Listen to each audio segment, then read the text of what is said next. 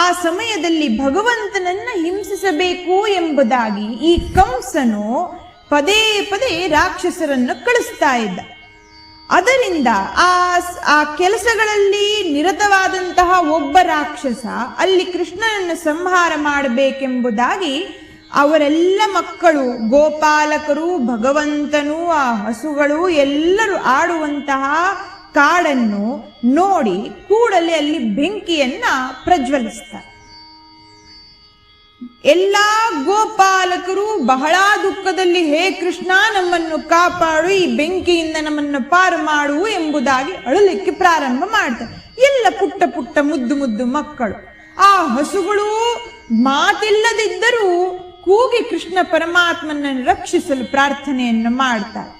ಆ ಸಮಯದಲ್ಲಿ ಭಗವಂತನು, ಕೃಷ್ಣ ಪರಮಾತ್ಮನು ಎಲ್ಲರಿಗೂ ಏನೂ ಹೆದರಬೇಡಿ, ಕಣ್ಣು ಮುಚ್ಚಿ ಭಗವಂತನ ಧ್ಯಾನವನ್ನು ಮಾಡಿ ಎಂಬುದಾಗಿ ಅಲ್ಲೇ ಕೂರಿಸಿ ಭಗವಂತನ ಧ್ಯಾನದಲ್ಲಿ ನಿರತವಾಗಿ ಹೇಳ್ತಾರೆ.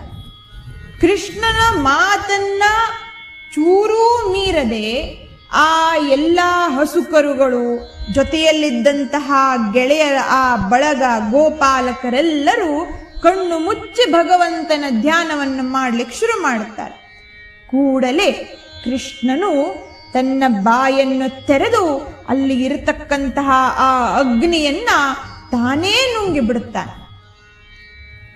ಎರಡೇ ಕ್ಷಣಗಳಲ್ಲಿ ಧಗಧಗನೆ ಉರಿಯುವಂತಹ ಅಗ್ನಿಯಲ್ಲಿ ಪೂರ್ಣ ಶಾಂತವಾಗಿ ಎಲ್ಲವೂ ತಂಪಾಗ್ಲಿಕ್ಕೆ ಶುರುವಾಯಿತು.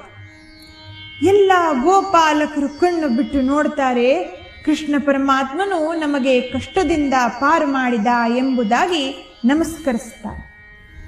ಅದಕ್ಕೋಸ್ಕರವಾಗಿ ನಮ್ಮ ಕರ್ನಾಟಕದ ದಾಸರು ಒಂದು ಭಜನೆಯನ್ನು ಹೇಳುತ್ತಾರೆ.